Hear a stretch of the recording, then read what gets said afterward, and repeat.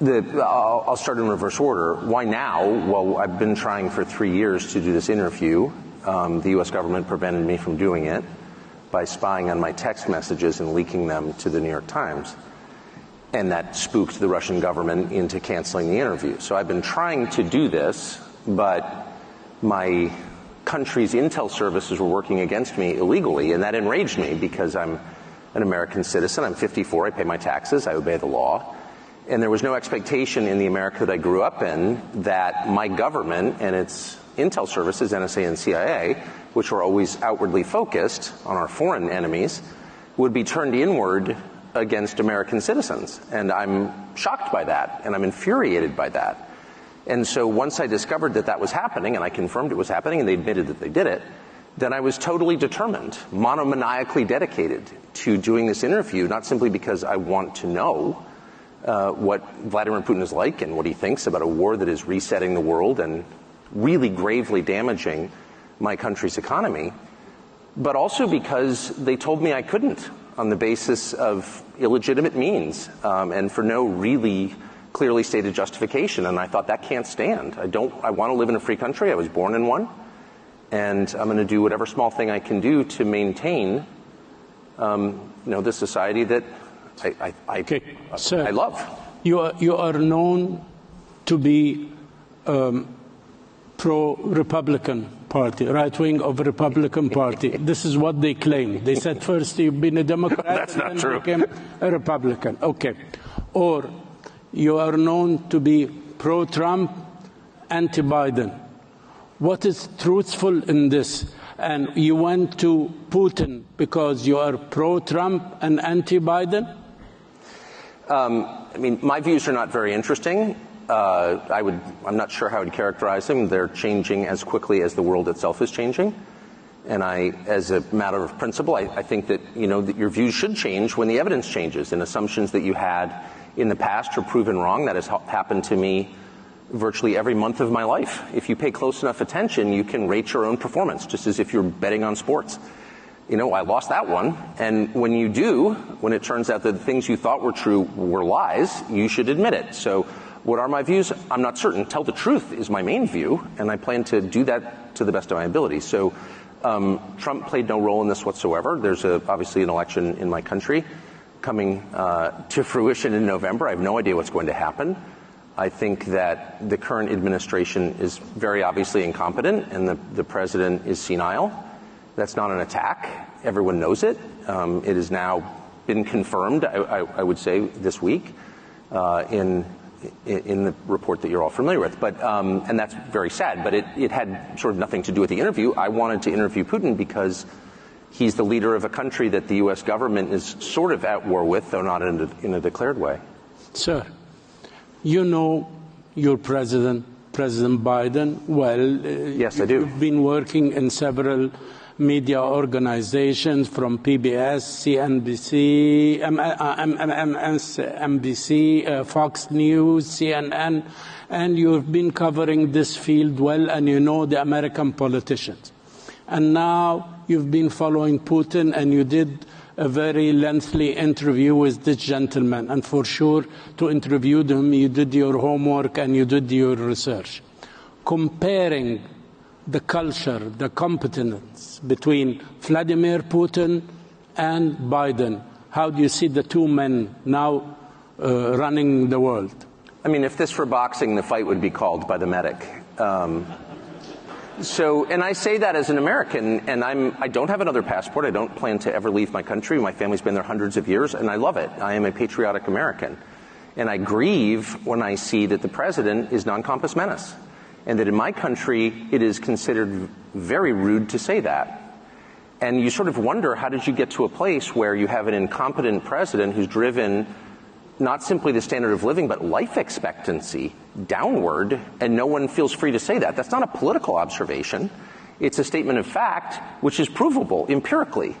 And the most radicalizing thing I would just say, for me, in the 8 days I spent in Moscow, was not simply the leader of the country, who of course is impressive. It's the largest landmass in the world. And it's wildly diverse, linguistically, culturally, religiously. It's hard to run a country like that for 24 years, whether you like it or not. So an incapable person couldn't do that. He is very capable, and many of you know him, and you know that. What was radicalizing, very shocking and very disturbing for me was the city of Moscow, where I'd never been, the biggest city in Europe, 13 million people. And it is so much nicer than any city in my country. I had no idea. My father spent a lot of time there in the 80s when he worked for the U.S. government and barely had electricity. And now it is so much cleaner and safer and prettier aesthetically. Its architecture, its food, its service, than any country, city in the United States that you have to, and this is non-ideological. How did that happen? How did that happen? And at a certain point, I don't think the average person cares as much about abstractions as about the concrete reality of his life. And if you can't use your subway, for example, as many people are afraid to in New York City because it's too dangerous, you have to sort of wonder, like, isn't that the ultimate measure of leadership? And that's true, by the way, it's radicalizing for an American to go to Moscow, I didn't know that, I've learned it this week, to Singapore, to Tokyo, to Dubai and Abu Dhabi.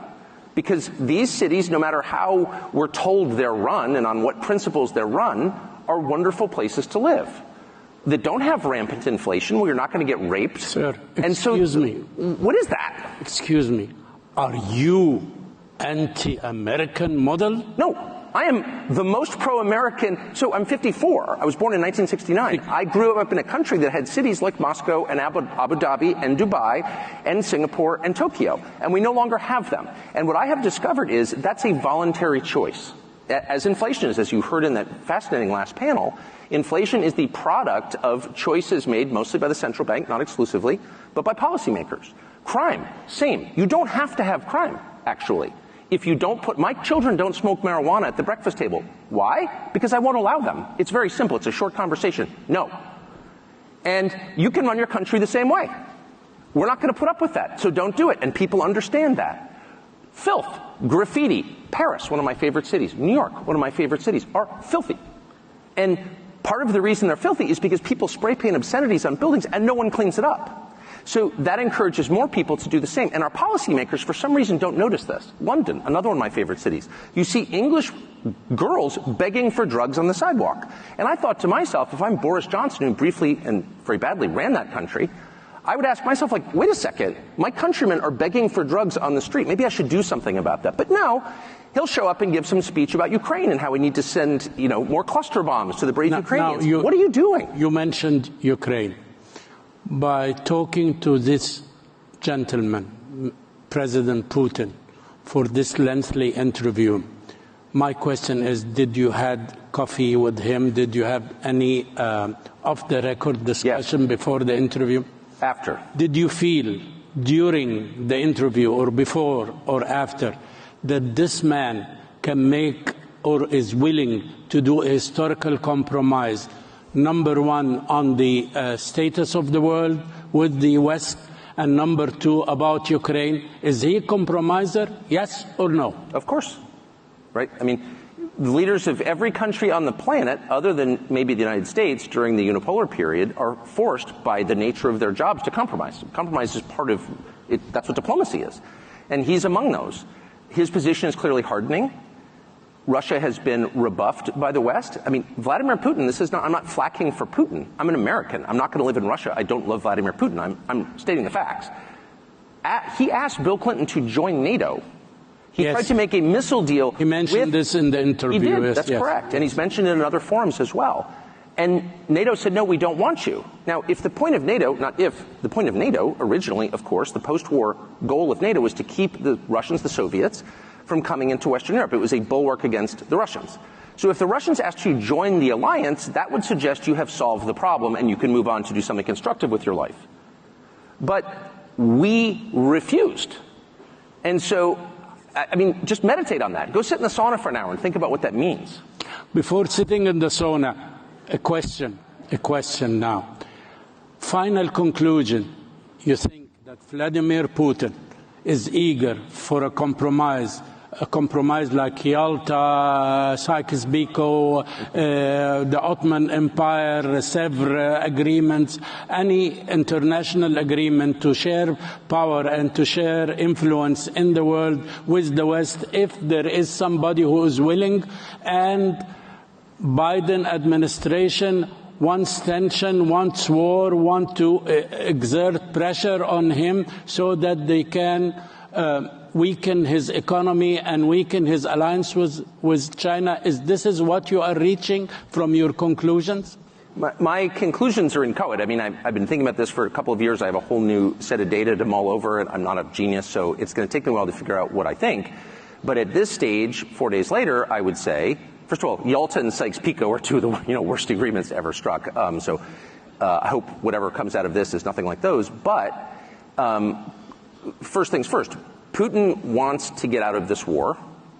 He's not going to become more open to negotiation the longer this goes on. One of the things we've learned in the course of the last 2 years is that Russia's industrial capacity is a lot more profound than we thought it was. I mean, Russia's having Russia, this country we were assured was a gas station with nuclear weapons, has a pretty easy time making missiles, rockets, and artillery shells, whereas NATO doesn't. So we should think about what that means, one.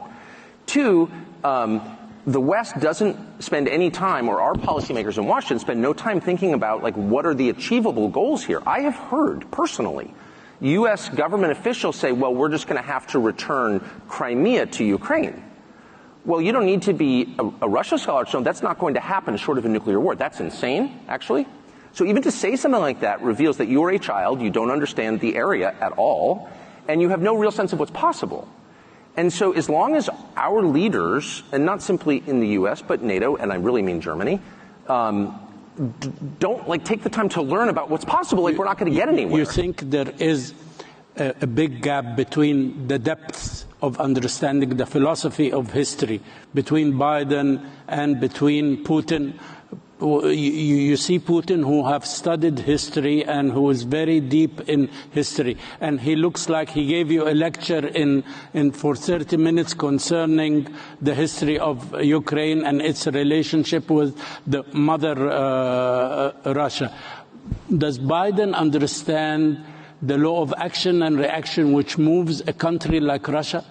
I can't overstate how incapacitated Joe Biden is. That's not an attack. That is a fact. And anyone who tells you otherwise is lying.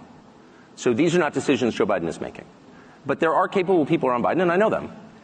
What they lack is any perspective at all. So a conversation with a U.S. policymaker about the history of the region would begin and end with a conversation about, of course, Chamberlain and Churchill and Hitler. Period. So the American policymaker historical template is tiny. In fact, there's only one. And it's a 2-year period in the late 1930s. And everything is based on that understanding of history and human nature. And that's insane. And so actually, American policymakers have convinced themselves that Vladimir Putin is going to take over Poland. And it is not a defense of Putin. I don't mean to defend Putin. I'm not a fan of Putin's, and I'm not a subject of Putin's. I'm an American. However, there's no evidence that Putin has any interest in expanding his borders. He is the largest country in the world, and it's very hard to run. They don't need natural resources. There's nothing in Poland he wants. There's nothing he will gain by taking Poland other than more trouble. If you're saying that he's going to invade Poland, you don't know what you're talking about. Here is a point in the interview when you asked him, are you ready to invade Poland? Are you an expansionist power? Expansion, yes, in Poland. He said, only if Poland launched a war, of course, on Russia. Okay? Ukraine did not launch a war on Russia, and he invaded Ukraine. Why you didn't follow up on this question? I started with that question, actually. But he treated me to 35 minutes of Catherine the Great. Okay. And the Rus. But no, the core question is, why did he move his forces into eastern Ukraine? And I watched this from a distant vantage in the United States, and I watched the Vice President of the United States, Kamala Harris, go to the Munich Security Conference just days before that, in February of 2022, and say in a public forum, at a press conference to Zelensky, the president of Ukraine, we want you to join NATO. Which is another way of saying, it's a synonym for, we plan to put nuclear weapons on Russia's border. You think they threw a bait for him? Are you joking? Of course they did. And it just tells you how constipated and restricted and censored the U.S. media landscape is, that I was the only one who said that. Well, wait a second. The purpose of diplomacy is to reach a peaceful, mutually one hopes beneficial conclusion to a crisis. So if you're showing up voluntarily at the Munich Security Conference and saying, hey, Zelensky, why don't you allow us to put nuclear weapons on Russia's border? You're cruising for a war because you know that's the red line.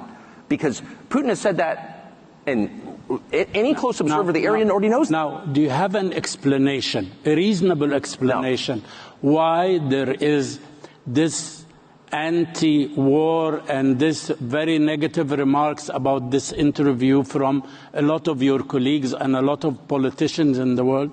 One of the ways that I think I'm different is I don't like the internet, and I haven't seen any of the reaction, and I would imagine, I'm not the most popular person among my colleagues in the United States. I wouldn't have dinner with them anyway, so it's no great loss.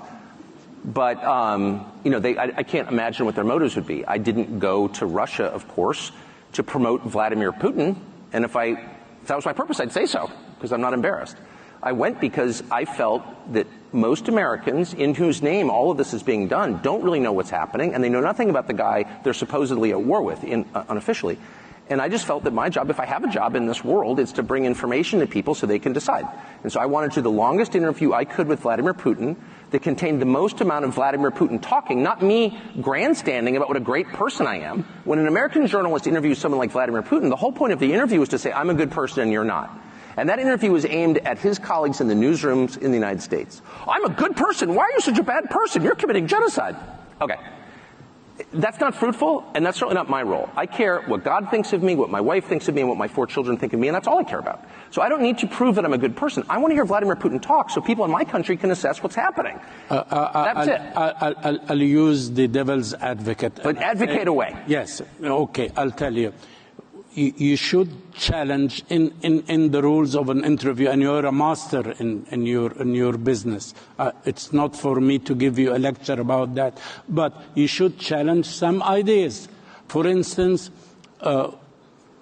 you didn't talk about freedom of speech in Russia. You did not talk about Navalny, about assassinations, about the restrictions on opposition in the coming elections. I didn't talk about the things that every other American media outlet talks about. Why? Yes, this because is my those question. are covered, and because I have spent my life talking to people who run countries in various countries and have concluded the following.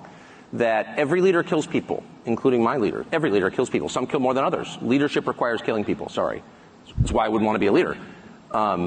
That press restriction is universal in the United States. I know because I've lived it. Ask my former, I've had a lot of jobs.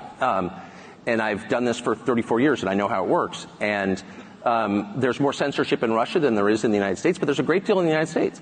And so, at a certain point, it's like people can decide whether they think what countries they think are better, what systems they think are better. I just want to know what he thinks. That was the whole point. Yes. I was very surprised about an inappropriate remark. I don't think it contains any of the what you can call jauntiness or niceties from Mrs. Clinton when she mentioned a phrase about you. I don't want to repeat it. Oh, you're not going to hurt my feelings. Don't worry. Well, gentlemen, she called this gentleman, this honorable gentleman, that he is playing the role of a. You say it. I didn't see it. You didn't. She's a child. I don't listen to her. No. How's Libya doing? No. Okay. She said the useful idiot, and if you see the interview. That has nothing to do with this at all. He was trying to get a testimony about the world as Putin sees it. And this is exactly what we need to know, how this man thinks. Either you consider him an enemy, or you consider him a friend, or you consider him a dictator. But you should understand how the man thinks. Now, you put it better than I could. You just described my motive right there. Okay, sir. Now, the question is, if this is that is that, as they say in the United States, and this is the power of media. And the way the media is becoming very biased in a deep state like America. Where are we going in the model of democracy in the world? Media information in a free country is a counterbalance against entrenched power. And not just government power, but the economic power, business. In my country, constitutionally, it is designed to serve as a counterbalance to that. So if sources of information, media outlets align with entrenched power, then you have a powerless population, and it's totalitarian. And that is very quickly the direction the United States is headed. And I do think that technology abets this progression, and machine learning especially. And so it's a perilous moment. We're a democracy, purportedly, and a prerequisite for democracy is information so that the electorate can make up its mind and decide who to choose. And so if you don't have access to information, you don't have democracy. And we're in this sort of weird spiral where our leaders lecture us ever more about democracy and how sacred it is, even as they choke it to death. And so I think the people who provide information, who bring the facts to the public, have a critical role to play. And right now it's difficult. I'm not facing any I don't mean to cast myself as a hero. I'm certainly not a hero at all. But I do think it's tougher and tougher to do that. Sir, and that means we have a greater obligation to do it. Sir, do you have an explanation till this moment, since the Gaza events took place, till now, nobody came out and said how on earth the United States of America is vetoing the stoppage of fire, how a country would veto not to continue war, how somebody is against stopping a war. The United States is, for this moment, is the most powerful country in the history of the world. So if you were to frame this in terms we're all familiar with, which are the most basic terms, the terms of the family, the United States would be dad, would be the father. And the father's sacred obligation is to protect his family and to restore peace within his walls.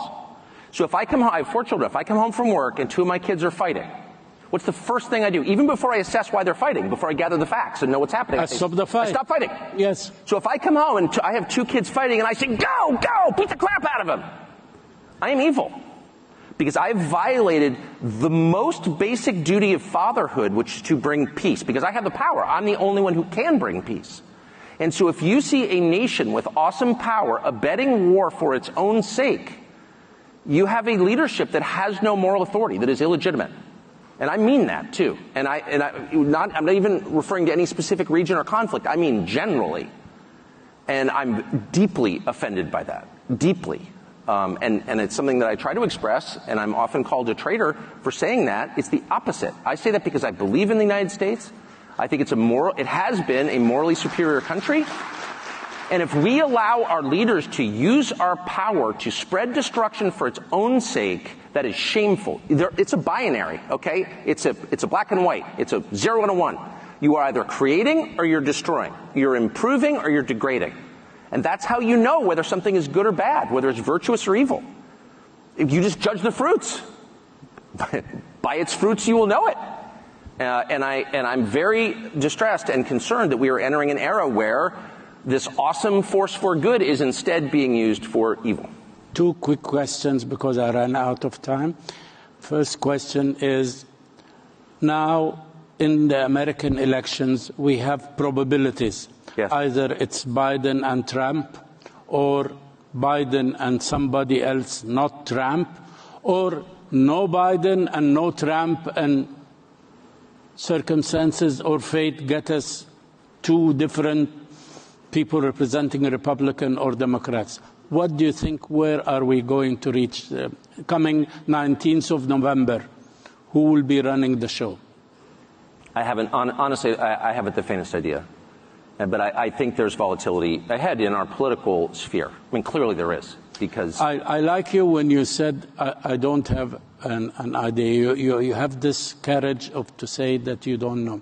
You were telling me this morning that one of the things which you like very much about here, our President Sheikh Mohammed bin Zayed, God bless him, when you ask him a question, if he doesn't have an answer, he tells me, actually, I don't know the answer of this question. I've never heard a leader of anything, whether it's a country or a company or a soccer team, ever in my life, in a life spent interviewing people, I've never heard a single one of them say, I don't know the answer. It's very complicated. I haven't figured it out.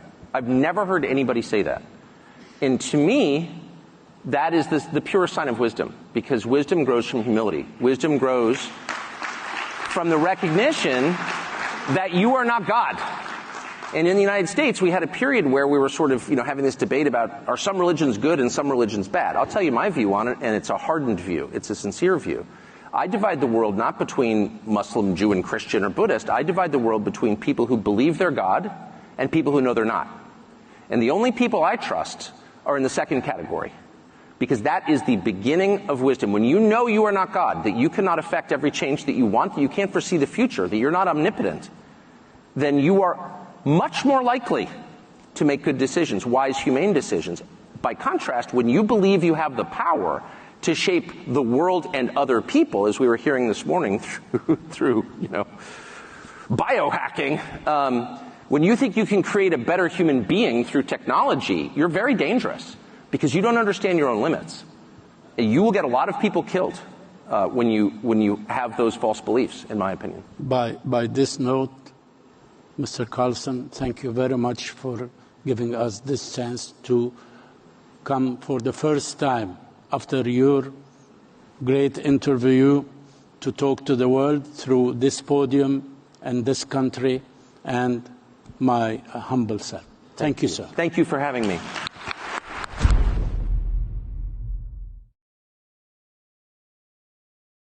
Free speech is bigger than any one person or any one organization. Societies are defined by what they will not permit. What we're watching is the total inversion of virtue.